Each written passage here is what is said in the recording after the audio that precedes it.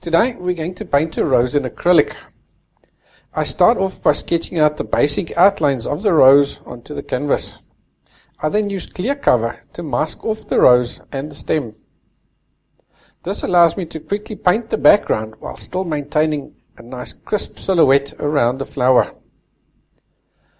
For the background, I use 3 variations of sap green to mix a highlight, midtone and shadow color. To mix these colors, I add raw umber to the sap green to get the shadow color. I add cadmium yellow to the sap green to get the highlight color. And for the midtone color, I use neat sap green. So I start off with the dark mix, blocking it in solid at the bottom of the canvas, and then gradually painting in a more dappled fashion towards the top. The midtone color I dapple over the entire background, whichever areas are still open and visible. Then I add some highlights to the background using the lightest mixture. I also add these in a dappled fashion, but mostly in the top area of the canvas, and then less and less as I move down towards the bottom. And that makes the sun appear to be coming from the top. I soften all these patches by gently blending adjacent colors into each other. This blending gives a mottled, out-of-focus effect to the background. And as a result, you will notice that my background is much more out of focus than on the reference photograph. By adding less detail into the background, I'm forcing the viewer to look at the rose, which is of course the focal point of the painting. So with the background complete, I dry it using a hairdryer and remove the mask. Our rose is pink, so I'm going to use magenta as the base color and then add titanium white to get the lighter colors. The lighter I need to go, the more white I add to the magenta.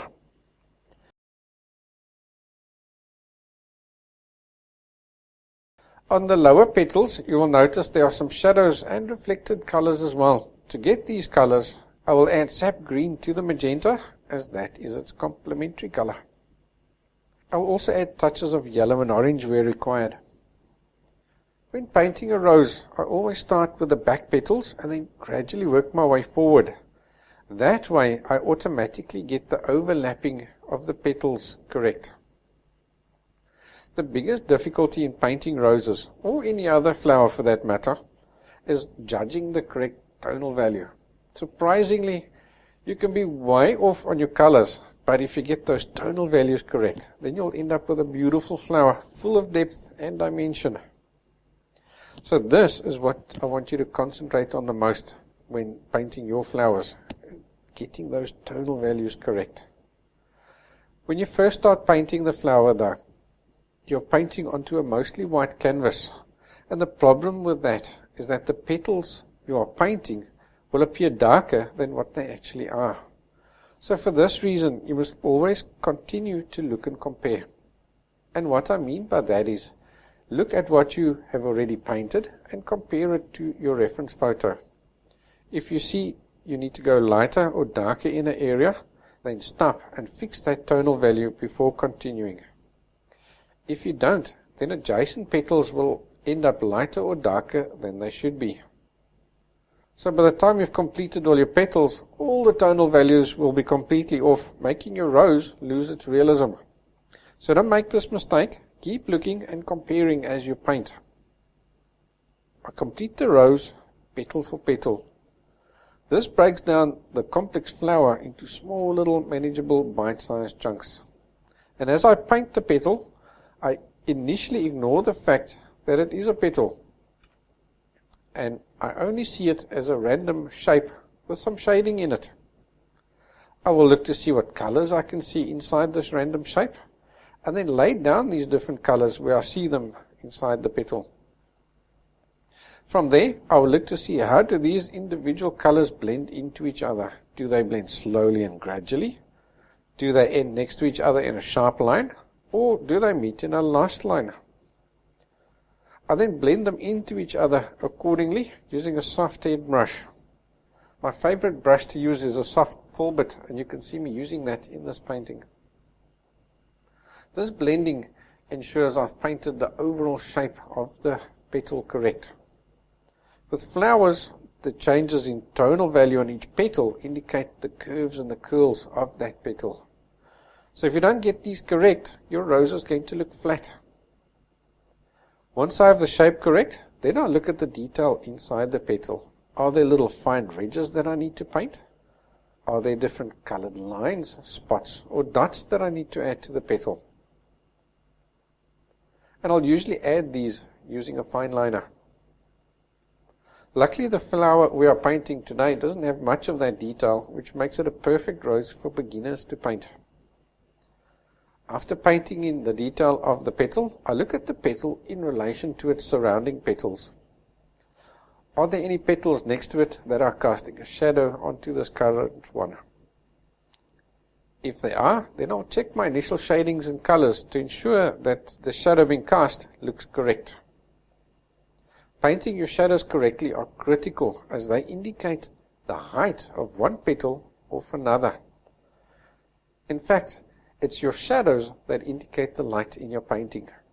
Without these shadows, your rose is going to look dull and lifeless. In general, you will find that the outside edge of your petal will be light, and it will then fade darker towards the inside of the flower as the surrounding petals start to cast a deeper and deeper shadow onto that current petal. When painting your shadows, look carefully at that shadow color. Is it simply the petal color becoming deeper? You can see that in the center of this rose. It's happening over there. Or is the color being shadowed? In other words, you need to add some of the opposite color into your petal mix to get the correct color. You can see that happening in the bottom right-hand petal in this painting. Or is there a completely different reflected or secondary color that you need to mix separately? You can see that happening in the bottom central petals in this painting. Lastly, I concentrate on the edge of the petal. The edges, along with the shadows, indicate height and distance between the various petals on your flower. If there's a sharp found line, then it shows that you have lots of distance between the petals. And as the petals get closer and closer, that hard found edge gradually will appear softer and softer. And then where the petals touch each other, you will often even have the situation where you won't even see a line where they meet. The colors will look absolutely identical in that area where they touch. The other thing to look out for on the edges is the quick curling over of the petal. This will give you a narrow, quick shading that you need to paint in using a fine liner. Lastly, on the absolute edge, also look out for a super thin line, indicating the thickness of the petal. In this painting, you can see these thin lines nicely on those central upright petals. As you can see, my progress with the flower is very methodical. I complete one petal, move on to the next. Complete that petal, move on to the next, and so on. And occasionally I'm going back to adjust previous petals as I keep looking and comparing and spotting little places where I haven't quite got my tonal values right. As you paint, you will have to keep trusting yourself, because you'll often only see the full effect of your hard work once that final petal has been painted in and there's no more of that white canvas that's confusing your eye. So what I do is, after I've painted that final petal, I will stand back and then I'll recheck my tonal values again, this time looking from normal viewing distance, and I'll then adjust them as required. In this painting for the leaves and stem, I block them in using a dark mixture of sap green and alizarin crimson. I then add titanium white and a touch of cadmium yellow to this mixture to get the highlight color. And I only add basic shadings to the leaves and stem because A, they're barely visible, and B, as with the background, I don't want them to attract too much attention away from the flower itself. And with that, our rose is complete, and I hope it's given you a deeper understanding of how to paint your roses. If it has, please like the video and leave a comment below. And if you want to follow the paint-along version of this class, you can head over to our website, onlineartlessons.com. There we have over 500 draw and paint-along classes waiting for you. Also, please don't forget to subscribe so we can inform you when we release new tutorials. Thank you for watching. I'll see you next time.